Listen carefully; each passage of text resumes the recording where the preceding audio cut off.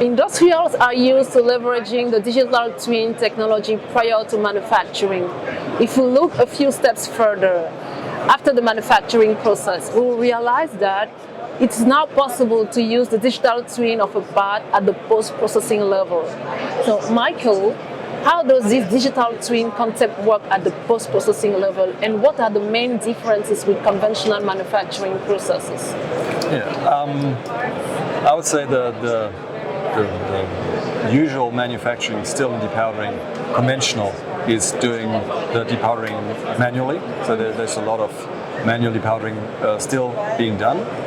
We from Solukon thought this can't be a manual process. This is why we developed the automated depowdering. And now, since we're exclusive licensee of the Siemens software, we are finally able to make use of that digital twin that is used mainly in the pre-processing, like you do the simulations before the print or how the print will react. Yes. But now we can finally make use of that digital twin also for post-processing, when the software, Pathfinder software that we now launched, can analyze the geometry of that digital twin and tell the machine exactly how to move to get all the powder out. All right. Thank you very much, Michael. Stay tuned for the next key takeaway.